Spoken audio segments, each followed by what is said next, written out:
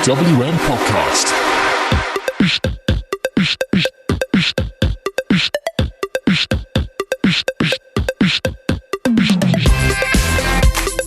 This is TWM Talks. I am Shirley and I'm joined by 1/3 of the Rascalz, Dezmond Xavier. How are you? I am doing great, Shirley. How are you doing right now? I am shattered. I have just done a 12-hour shift at work and I got told I got to do your interview, so I was really excited. So yeah. You didn't rush too much to get here to interview me, did you? No, it wasn't that bad. They let us go a bit early. They were nice. Okay. I saw online that you said you had to rush back to interview me, so hopefully you didn't have to break any laws or anything like that, but you probably took the train, honestly. No, I'm a good one when it comes to that. But we do need to address something before we get started, because I said that I'm interviewing you tonight, and then you said that we're going to talk Golden Girls. Now, I'm going to be honest. I've never watched a Golden Girls episode in my life, so I was going to ask you, what's the big deal about Golden Girls? Golden Girls it's a different kind of humor. It's one that just it's very subtle. Even the first episode, which I actually just restarted not too long ago, the pilot episode where they're establishing the characters, you really get to see their personalities very quick, and you get attached to them, and you just see the ups and downs that they go through, the good times, the bad times, and it's just an awesome story. I watched it with my mother growing up, and it's something that I just had a hold as a bit of nostalgia for me. And then also, the show is just great, and it holds up even to this day, where you can kind of take some of the things that they have possibly gone through and apply the solutions that they had to your everyday life and see if it may work for you. So I know there's 4 Golden Girls. I did a quick Google on my way back, and I know there's 4 of them. Is there anyone in particular that you like the best? Sophia. Sophia's number 1. Because she's the mother of Dorothy. So there's Dorothy, Sophia, Blanche, and Rose. And with that, you have the Golden Girls. Dorothy and Sophia, Sophia is the mother of Dorothy, and Blanche is the homeowner that everybody is living with, that everyone's living with, and Rose is Rose. She's a very special woman who's played by Betty White, who is still alive and kicking, and she still has that unique personality that made that role very special, along with her own spin on life. So I've got to watch them, basically. Is that what you're saying? I'm pretty much saying you just gotta watch the show and then get back to me about what you think. Give it like 3 episodes, okay? Because you gotta see what all 4 characters end up going through in some little short time frame, and then let me know what you think. Okay, I'm gonna hold shit, and I'm gonna make sure I give it a watch when I can. You said that you watched this with your mum growing up. Was that kind of how you got into wrestling as well, watching when you were younger? Yeah, I watched wrestling with my father. He was in the military, and the times that he was away, that he would be home on leave because he was stationed away from where we were living. We would spend time watching wrestling, and that was my first real memory of watching wrestling. And then growing up, it was kind of the thing to watch with friends, and it wasn't until I got a little bit older that I really was able to appreciate the art that is really put into what wrestling is. Yeah, so is there anyone in particular that made you appreciate the art of wrestling then? Rey Mysterio and Eddie Guerrero are my first 2 people.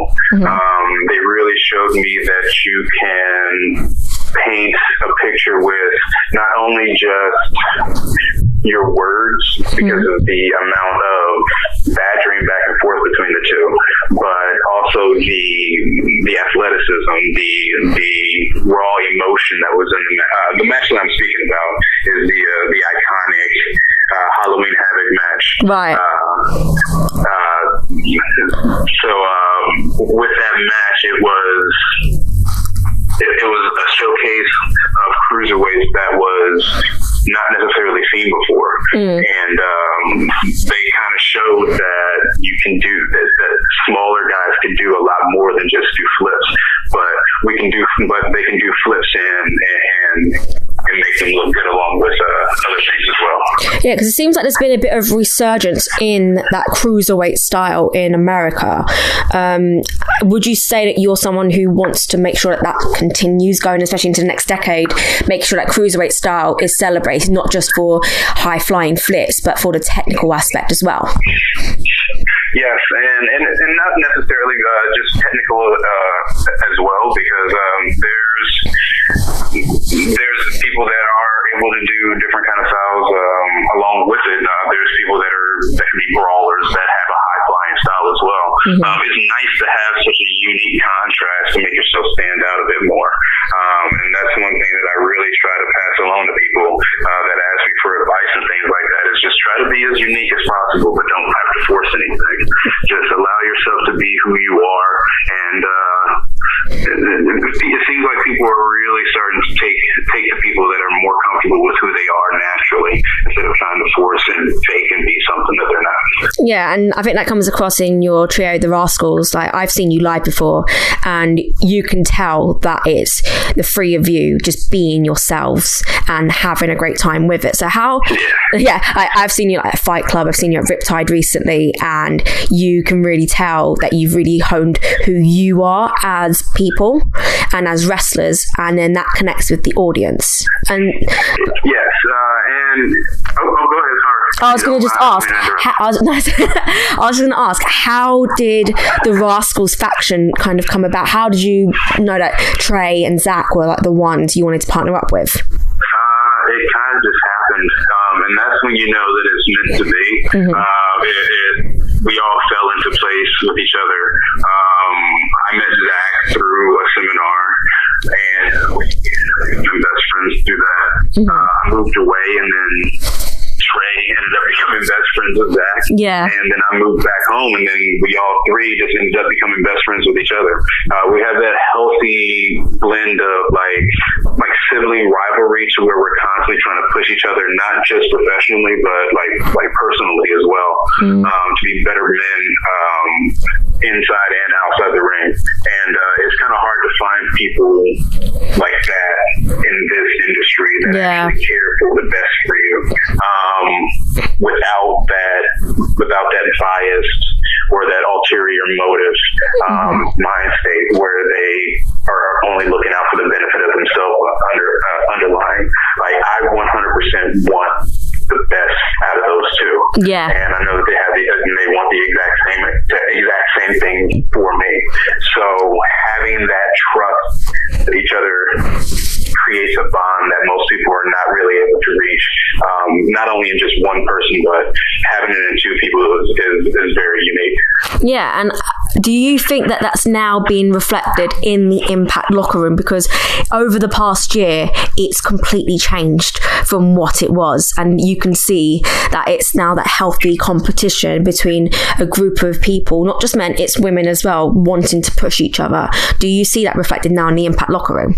Yes, and that's one of the things that I really attribute to the resurgence. Well, I guess I can kind of say resurgence of Impact Wrestling on the main stage, because the amount of competition in that locker room, not in the aspect of I just want to do better than you, but it's, hey, I can do this. What can you do? And it's more so of more like a hot dog contest, where you're trying to show one person up by doing your best stuff, and trying to do it the best.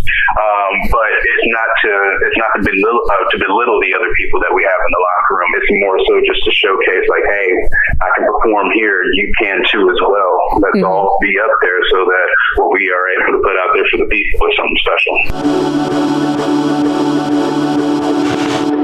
This podcast, and indeed all TWM podcasts, are brought to you by SquaredCircleBox.com, the only place for your monthly wrestling box needs. With things from superstars from WWE, AEW, New Japan Pro Wrestling, Impact Wrestling, British Wrestling, Independent Wrestling, and loads more. It is the only place that matters if you want to get the best wrestling swag for a low, low price. That low, low price is just £25, people. What a bargain! And you can get snapbacks, t-shirts, magazines, DVDs, trinkets, whatchamacallit, doodads, you name it, they have it each and every month. And just because you listen to TWM, you sexy, sexy people, you get 10% off your first order. All you got to do is use the code TWM News in the checkout. Just use the code TWM News in the checkout for 10% off your first order at squaredcircleboss.com.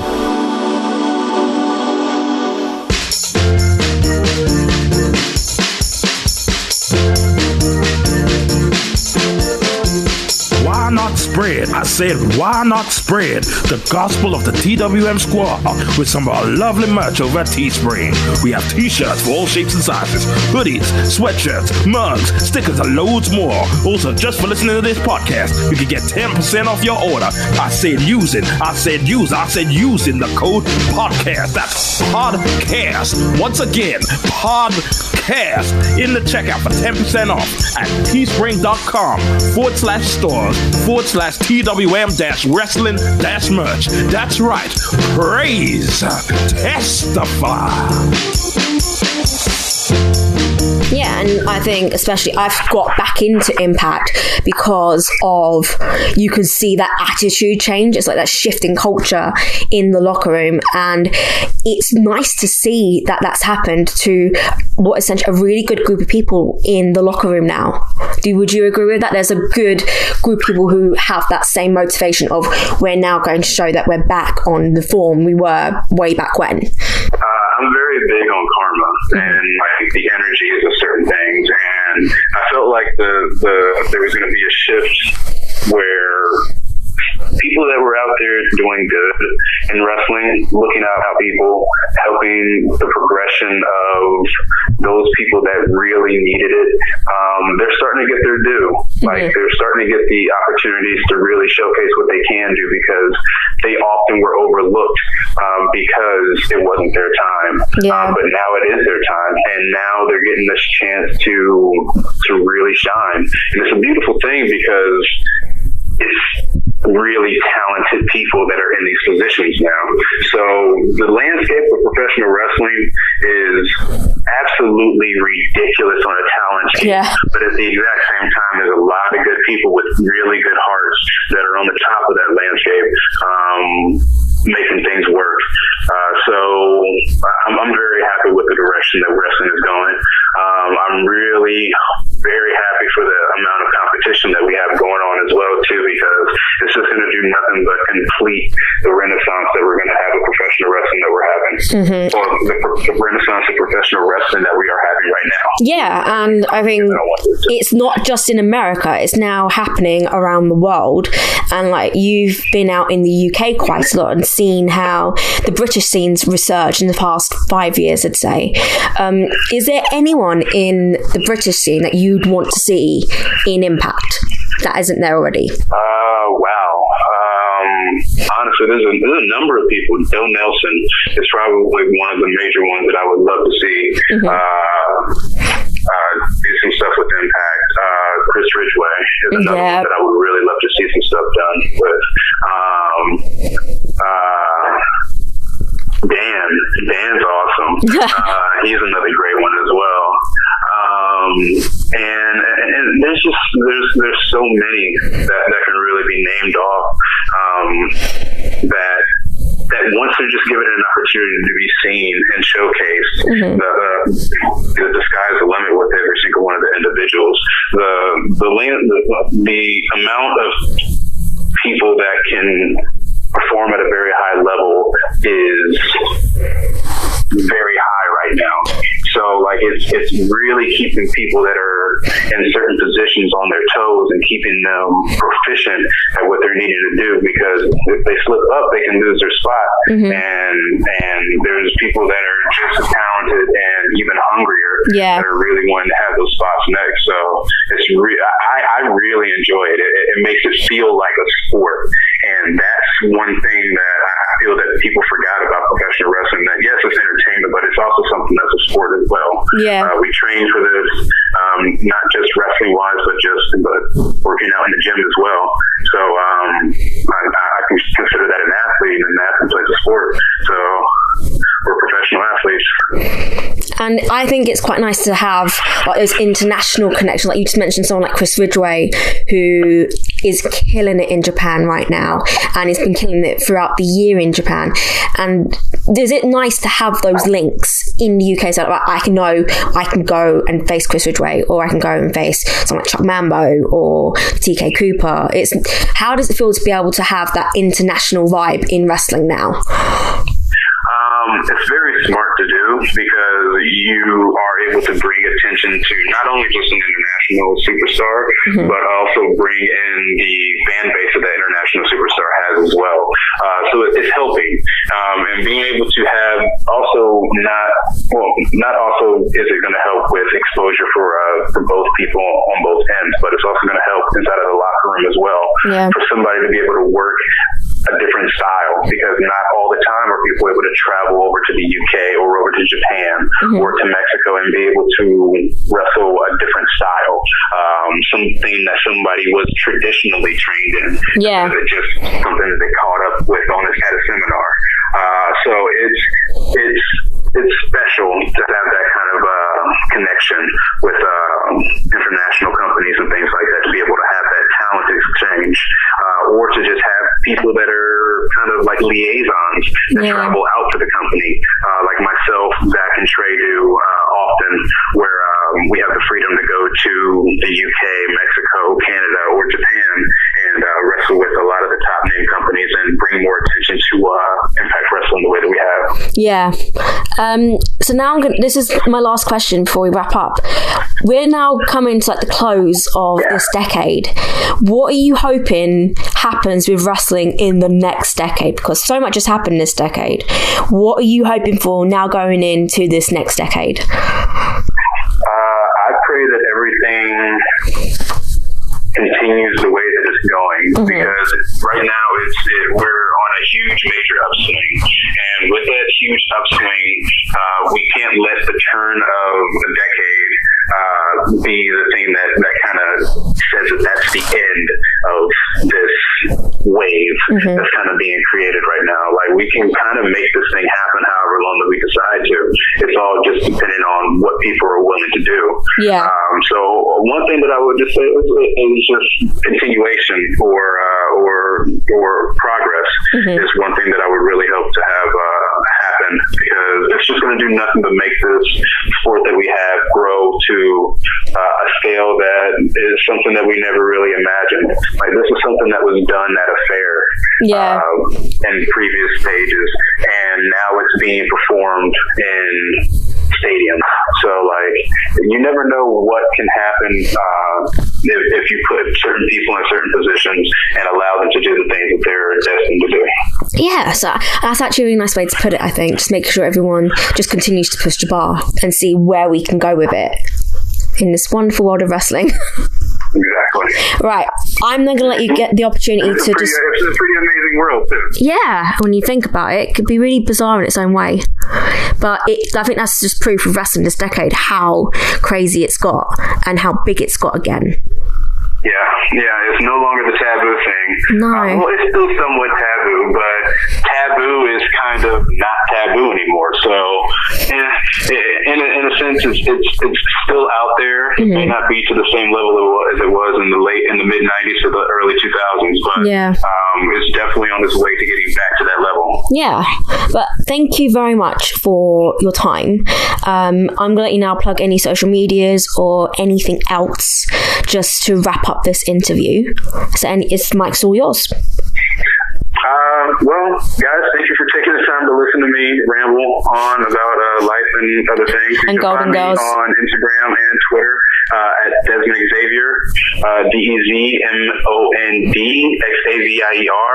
Nice and simple, no spaces or anything else added. And also be sure to catch me on Impact Tuesday at 8 p.m. in America, or Wednesday at 9 p.m. in the UK. You literally just took my last line. So I was going to say that it's now on Fight Network on Wednesdays at 9 p.m. You just took my last line. Oh, I got you. You read my mind. That's crazy. But I'm going to quickly plug my socials. So you can follow me on Twitter at Shirleigh Kaur. My name's spelled weird.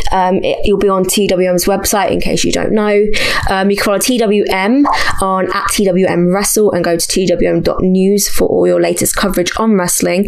If you want to see pictures of my new German Shepherd puppy, it's at Shirleigh Kaur on Instagram. I apologise. Well, I don't apologise for the spam. And yeah, that's my plug's done. Thank you very much for your time. And next time you're in Brighton, we'll get Nando's, because after Ariel Sue ditched us on the Nando's, we'll get Nando's next time. I'm down for Nando's. Hello, just jumping in at the end of this TWM Talks. Just say a big thank you to Dezmond Xavier, big thank you to Shirley, obviously for sitting down with Dezmond, and a big thank you to our friends at Impact Wrestling, which is available to view in the UK and Ireland from 2 a.m. on a Wednesday on the Impact Plus app, airs at 9 p.m. Wednesdays on the Fight Network, that is 192 if you're on Sky, and 161 if you've got FreeSat, and 11 p.m. on Fridays on 5-Star in the UK, and then it's repeated again on the Fight Network UK at 9 p.m. on Sundays. Thank you for listening, and we'll be back with you again soon.